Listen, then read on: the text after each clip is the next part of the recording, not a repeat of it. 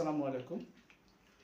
প্রিয় শিক্ষার্থীবৃন্দ, সকলকে স্বাগত জানাচ্ছি এডুকেশন ওরিয়েন্টেড একটি নতুন ক্লাসে। আজকে আমরা উচ্চারণ নিয়ে কথা বলবো। শুদ্ধভাবে কথা বলার জন্য আমাদের উচ্চারণের নিয়মগুলো জানা দরকার। শুদ্ধ উচ্চারণে কথা বলতে পারলে আমাদের কথা যেমন সুস্পষ্ট হয়, তেমনি সেটি ভাষার বিশুদ্ধতা রক্ষিত হয়। আজকের ক্লাসে আমরা স্বরের উচ্চারণ নিয়ে আলোচনা করব। বিশেষত আজকে ক্লাসটাতে আমরা শব্দের প্রথমে যে স্বরেও থাকে বা যেটাকে আমরা বলি আদ্য, সেটা নিয়মগুলো নিয়ে আলোচনা করব।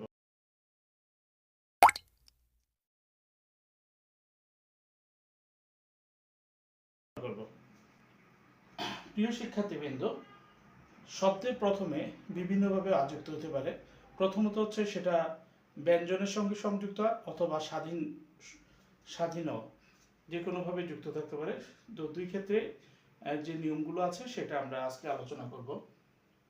প্রথমত, শব্দের প্রথমে যদি অ থাকে এবং তার সাথে যদি রস্বই বা রস্বও থাকে, শব্দের প্রথমে যদি স্বরেও থাকে তার সাথে যদি রস্বই বা রস্বউকার যুক্ত থাকে, তবে সেই উচ্চারণটা স্বরের স্বাভাবিক উচ্চারণ হবে না, হবে ও এর মতো।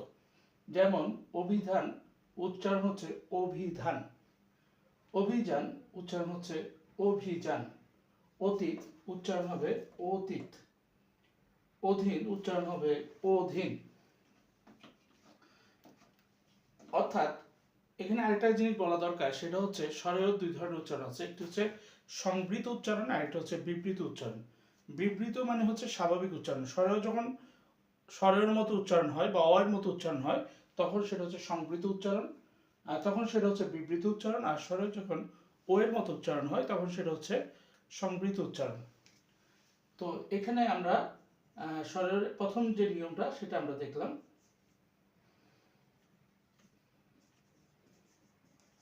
আমরা আবার একটু রিপিট করি।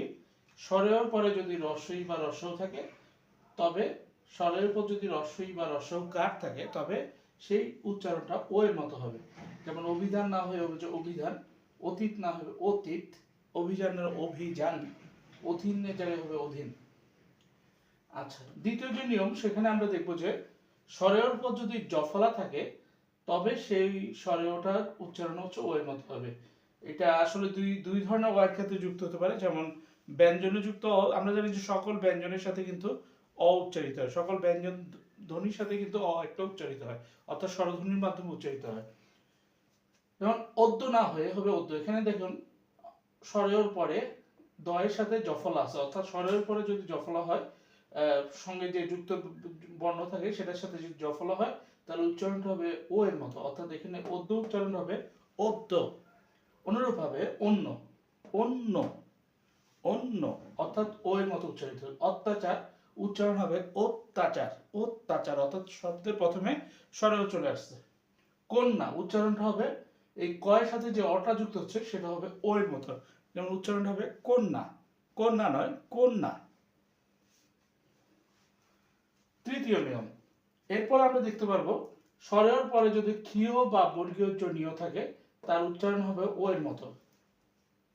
যেমন অক্ষ উচ্চারণ হবে অক্ষ, দক্ষ উচ্চারণ হবে দক্ষ, অর্থাৎ ও এর মতো উচ্চারণ হচ্ছে। দয়ের সাথে একটা ওকার চলে আসছে, অর্থাৎ দক্ষ হয়ে যাচ্ছে। লক্ষণ হয়ে যাচ্ছে লক্ষণ, আর যজ্ঞ হয়ে যাচ্ছে যজ্ঞ। আচ্ছা,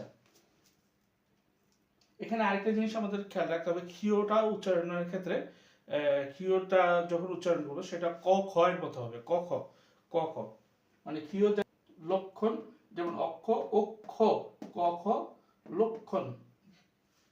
আচ্ছা, তাহলে 3 নম্বর নিয়ম পর্যন্ত আমরা গেলাম।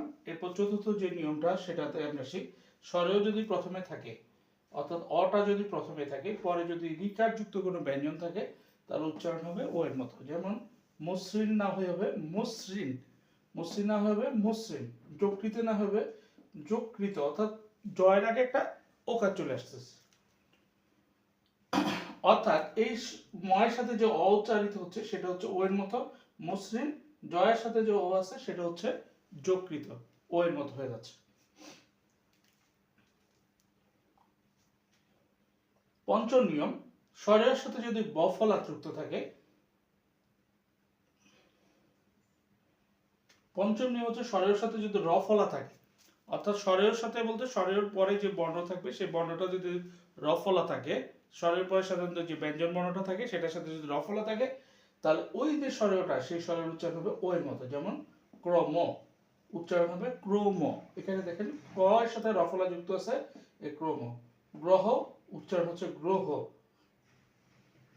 অর্থাৎ র ফলাটা যদি থাকে অ এর সাথে যদি র ফলা যুক্ত থাকে তাহলে হচ্ছে হয়ে যাচ্ছে ও এর মতো। যেমন ক্রম উচ্চারণ হয়েছে ক্রম, গ্রহ উচ্চারণ হয়েছে গ্রহ। তো প্রিয় শিক্ষার্থীবৃন্দ, এই নিয়মগুলো সহজে লেখার জন্য বা মনে রাখার জন্য আমরা খুব সহজে এই সূত্রগুলো মাথায় রাখতে পারি এবং এগুলোকে একসাথেও আমরা শিখতে পারি। যেমন আমরা যদি মনে করি স্বরের সাথে যদি আমরা এই দেখি, আমরা রস্বই দীর্ঘই, রস্বই রস্বউ, তারপর আস্তে আস্তে জফলা, তারপর আস্তে আস্তে ক্ষীয় বর্গের যে নিয়ম, রিকার যুক্ত ব্যঞ্জন, যোগ হচ্ছে আমরা লিখতে পারি হচ্ছে রফলা। এই সব কিছুর খুলে আমরা দেখবো যে ও ও এর মতো উচ্চারণ। অর্থাৎ স্বরের পরে যদি রসৌকার, জফলা, ক্ষীয় বর্গের জন্য রিকার, রফলা ইত্যাদি যুক্ত থাকে তাহলে উচ্চারণটা হবে ও এর মতো। অর্থাৎ অ এর স্বাভাবিক উচ্চারণ না হয়ে হবে ও এর মতো। এখন পুরো নিয়মগুলোর মধ্যে একটা ব্যতিক্রম আছে, সেটা হচ্ছে যেমন স্বরের পরে যদি